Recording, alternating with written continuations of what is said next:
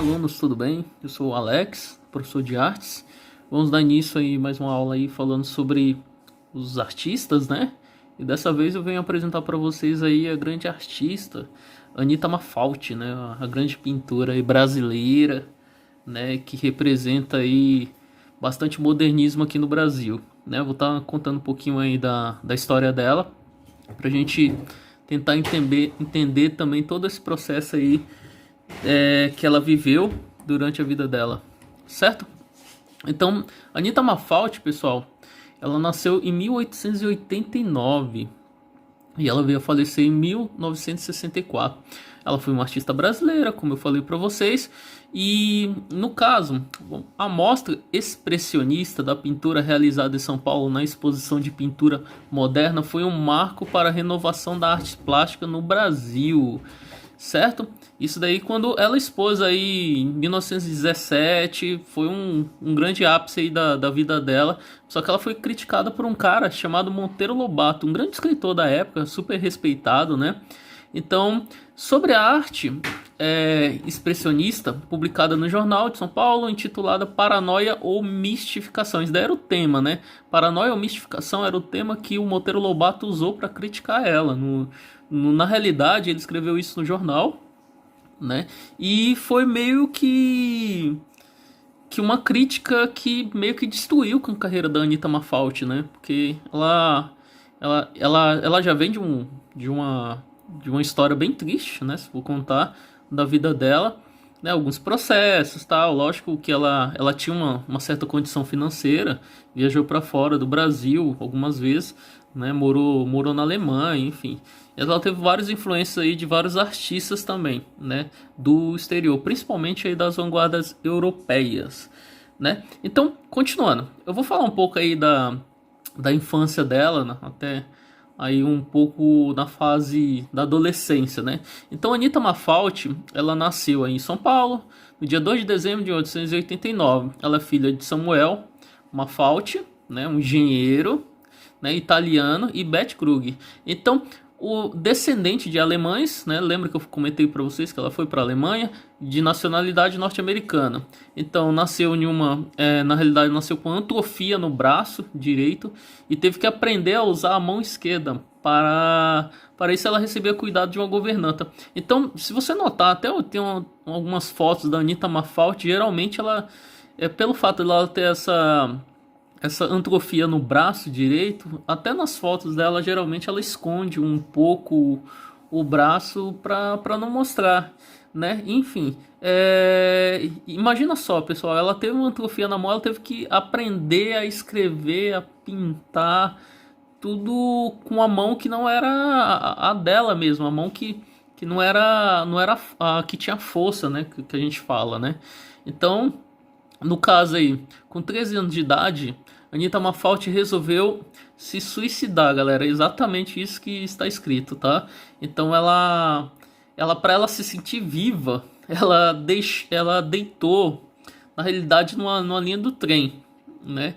Então, segundo declarou ela, isso daí é um fato que a gente vê na própria biografia dela aí, falando sobre a vida dela. Então ela conta aí que foi uma coisa horrível, indescritível, o barulho ensurdecedor e a deslocação do ar, a temperatura asfixiante deram uma impressão de delírio e de loucura. Eu vi as cores, né? Ela comenta, cores e cores riscando o espaço, cores que eu desejava ficar para sempre na retina assombrada. Foi a revelação.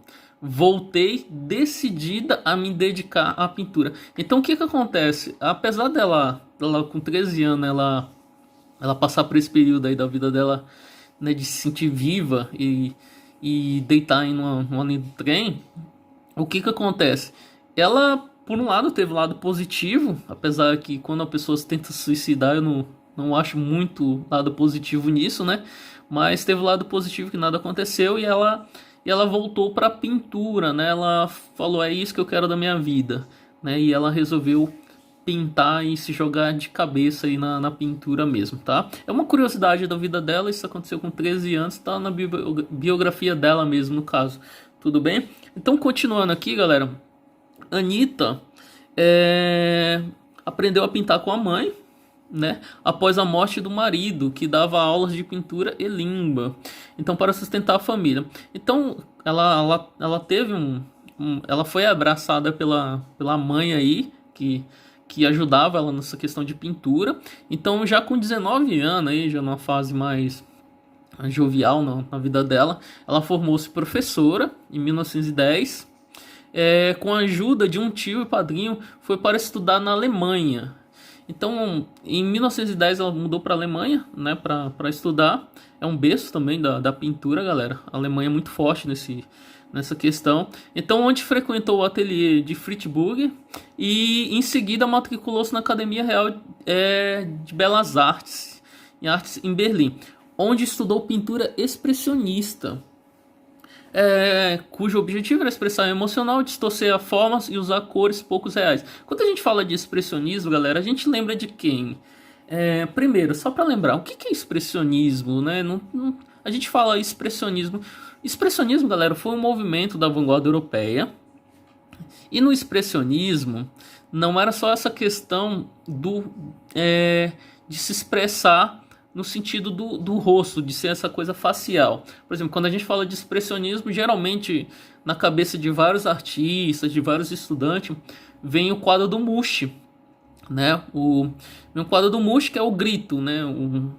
Que é um rapaz com a boca aberta e um céu bem com cores quentes, no caso, e fica aquela expressão facial. Então a gente fala assim, expressionismo é por causa da expressão facial. Não.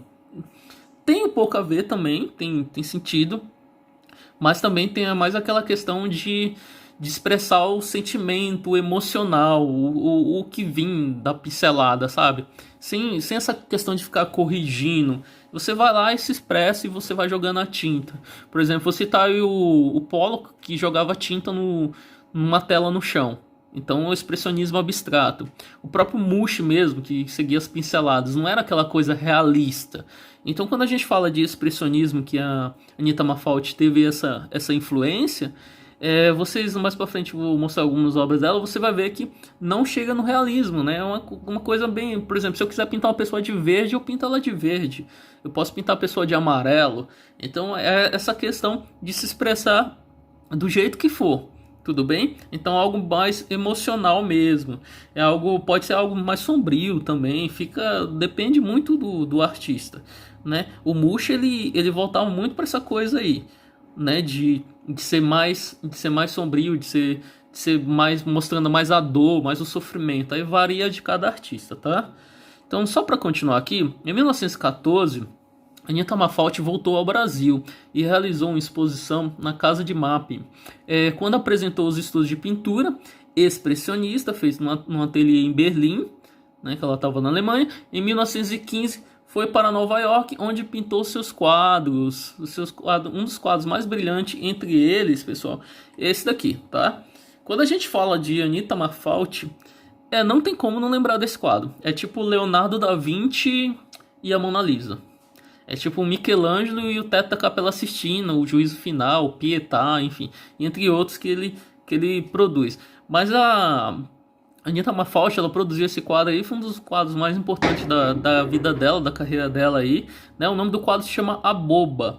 Eu queria que vocês notassem, pessoal, que tanto tem cores quentes, como cores frias aí no caso, mas você vê que o personagem pintado pela Anita Malfatti, ele tá pintado de amarelo, que é praticamente a cor da roupa dela, que é praticamente a cor da cadeira onde ela se encontra.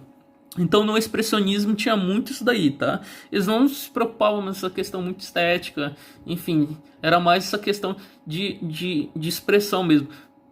Pensando assim, professor, mas calma aí, como isso influenciou o modernismo? Porque todo mundo fala da Anita Malfatti e a gente fala do modernismo.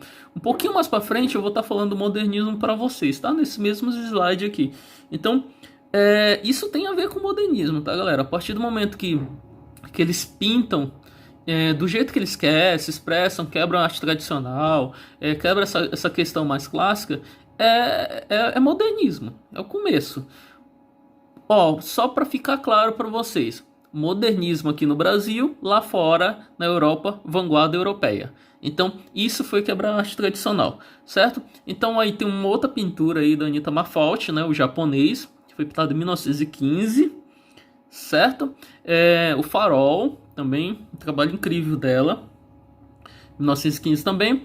Então, em 1917, galera, como eu estava falando agora há pouco do Monteiro Lobato, eu vou dar uma pincelada um pouco maior falando sobre isso, tá? Então, em 1917, Anita Malfatti voltou para São Paulo.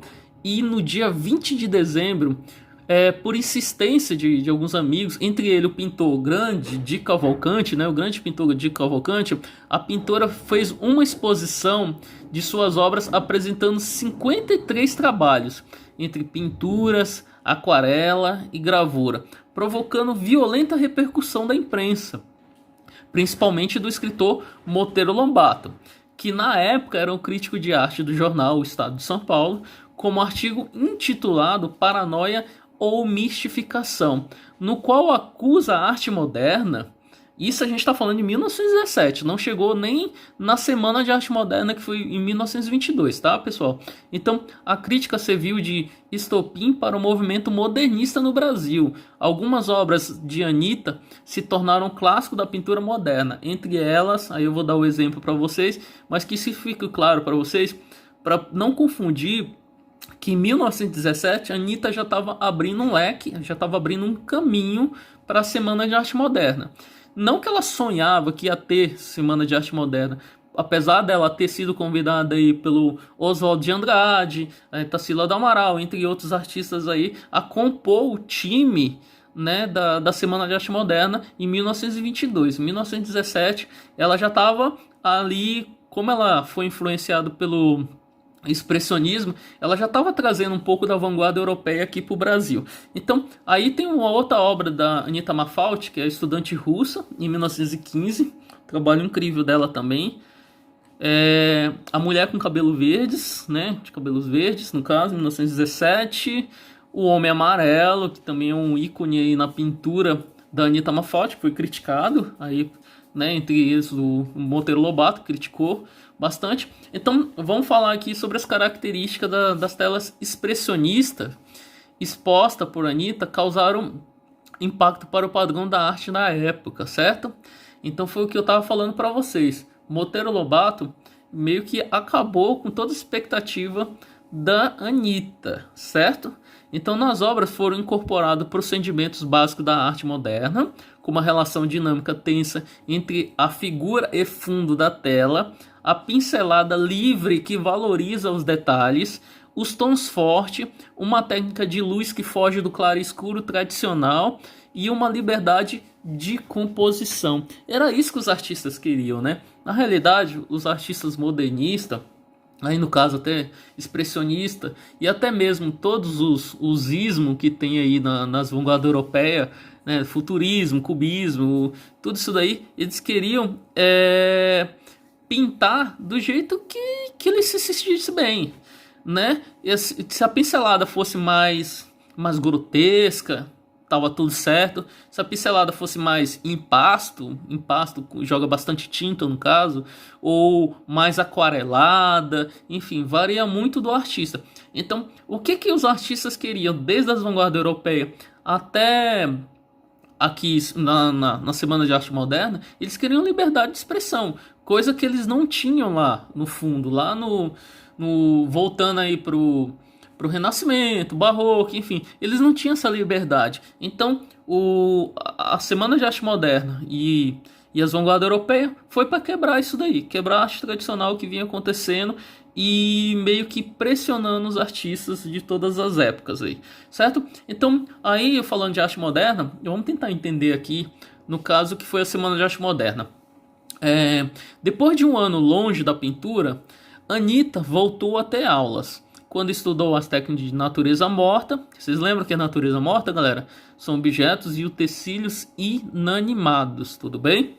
Então, vaso de flor é natureza morta, certo? Então, nessa época, conhece a pintora Tarsila do Amaral, o que foi só o começo de uma grande amizade. As duas tiveram uma amizade enorme, galera. Tarsila do Amaral e Anitta Malfatti eram melhores amigas.